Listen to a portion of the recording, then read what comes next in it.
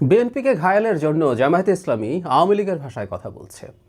আওয়ামী লীগ যা যা বলতো ঠিক একই ধরনের বক্তব্য এখন জামায়াতের মুখে দেখা যাচ্ছে। ধারণা করি এবারকার নির্বাচনে, ধারণা করি না, এটা আসলে এর মধ্যে প্রমাণিত, বিএনপির বিরুদ্ধে দুর্নীতিকেই প্রধান অস্ত্র হিসেবে ব্যবহার করতে চাইছে জামায়াতে ইসলামী।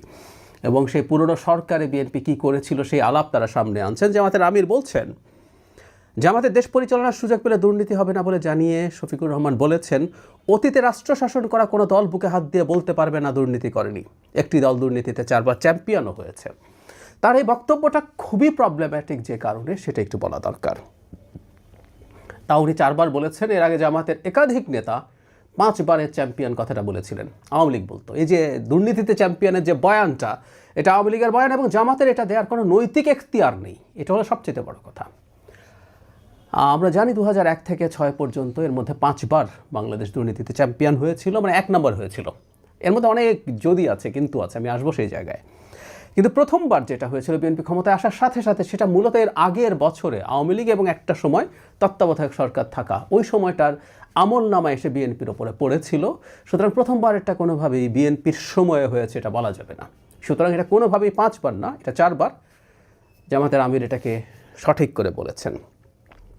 তার জন্য এটা কেন মারাত্মক অপরাধ এই কথা বলা, এটা তাদের সকল সৎলোকের শাসন বা সততার যে ইমেজ তার পরিপন্থী, সেই জায়গায় আসবো। তার আগে একটা জিনিস একটু বলা দরকার। আমরা দেখেছি এর মধ্যে এই ধরনের তথ্য আমাদের সামনে এসে হাজির হয়েছে। সেটা হলো, দুর্নীতিতে যে ঘটনা ঘটে একটা র্যাঙ্কিং আছে। র্যাঙ্কিং তো আসলে কম্পারেটিভ একটা অ্যানালিসিস, অন্যদের সাথে আমার কি অবস্থান আছে। এটা ফ্যাক্ট যে 4 বার বাংলাদেশ সর্বনিম্ন পজিশনে ছিল। কিন্তু আমরা যে কেউ টিআইবির যখন র্যাঙ্কিংটা দেখতে যাব, তখন পয়েন্ট দেখব। একটা দেশের দুর্নীতিতে পয়েন্ট কত আছে। পয়েন্ট যত বেশি হয় সেটা সেই দেশের দুর্নীতি কম বা বেশি বোঝায়। দুটো দেশের মধ্যে যার পয়েন্ট বেশি তার দুর্নীতি কম। ব্যাপারটা এইরকম। বিএনপির সময় 4 বছর বিএনপি দুর্নীতিতে ক্রমাগত পয়েন্ট বেশি পেয়েছে। অর্থাৎ বিএনপির সময়গুলোতে দুর্নীতি কমে গেছে রাদার আগের প্রতি বছরের তুলনায়। সো বিএনপি উন্নতি করেছে এই পয়েন্টে। কিন্তু যেটা হয়, এটা যেহেতু একটা রিলেটিভ পজিশন, অন্য দেশগুলো সম্ভবত আরও বেটার করেছে, সেই কারণেই বিএনপি বাংলাদেশ ওই সময় তলানিতে পড়েছিল। এবার আসি জনাব শফিকুর রহমানের অনৈতিক এই যে বক্তব্য, সেটা নিয়ে। একটি দল, মজাটা খেয়াল করি, অসততা, মানে তারা সৎ লোকের শাসন আনবেন, কিন্তু আসলে এদের মতো প্রয়োজনে অসৎ হওয়া আসলে আর কোনো দল হতে পারে না। আবারও বলছি, অন্য কোনো দলের অসততা, জামায়াতে ইসলাম, তাদের সাথে ইসলাম আছে, ইসলামের অসততা একই জিনিস নয়, আমাদের ধরে ফেলতে হবে। দল তো দুর্নীতিতে চ্যাম্পিয়ন হয় নাই, বাংলাদেশ হয়েছিল, এবং তখন একটা সরকার ক্ষমতায় ছিল। দল কেন বলেছে এই ট্রিকটা আমরা নিশ্চয়ই বুঝতে পারি, কারণ সেই সরকারের অংশ জামায়াতে ইসলামীও ছিল। 2 জন মন্ত্রী তাদের ছিলেন। বাংলাদেশে একটা পার্লামেন্টারি সিস্টেমে মন্ত্রী পরিষদ অ্যাজ এ হোল সব কিছুর জন্য রেসপন্সিবল থাকে।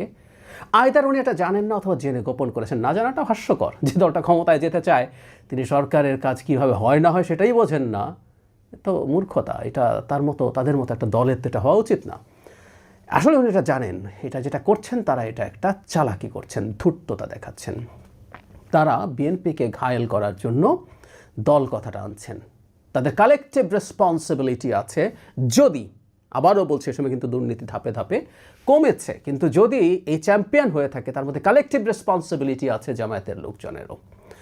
এত খারাপ একটা সরকার, এত চ্যাম্পিয়ন হচ্ছে দুর্নীতিতে, তাদের তো পদত্যাগ করে ফেলা উচিত ছিল, কারণ তাদের সৎলোকের শাসনের যে ব্র্যান্ডিং, সেটা তো হ্যাম্পার্ড হয়েছে। আমি তো, যদি হয়ে থাকে, আমি তাদের ভাষ্য মতে যদি সঠিকও ধরে থাকি, তার জন্য সমান বা অনেক বড় দায়, একটা বড় অংশের দায় তাদেরও আছে।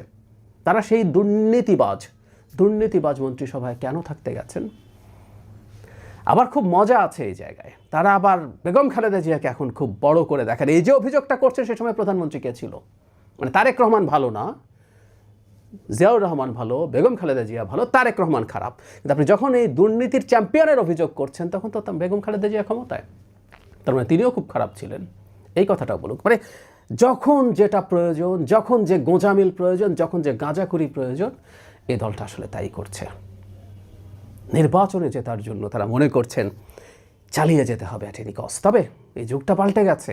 এটা সেই আগের যুগটা নেই যে মুহূর্তে এই জিনিসগুলো ডিবাঙ্কড হবে। ডিবাঙ্কড হচ্ছে, অনেকেই করছেন, করবে। কিন্তু ওই যে বললাম, এই দলটা যে জিনিসটার ব্র্যান্ডিং করে তাদের সৎলোকের শাসন, তারা সব সৎলোক, তারা এটা করবেন, সেই দলটার মুখ থেকে অন্তত এই কথাগুলো মানায় না। আওয়ামী লীগের মতো করে বিএনপিকে এই জায়গায় মানান না যেটার অংশ তারা। অথচ এই কালেকটিভ রেসপন্সিবিলিটি নিয়ে বিএনপিকে সমালোচনা করার জন্য আরও বহু জায়গা আছে, বহু ধরন আছে, বহু রকম আছে। কিন্তু যেহেতু এখানে তারা পেরে উঠবেন না, এখানে তাদের না থাকাই উচিত ছিল।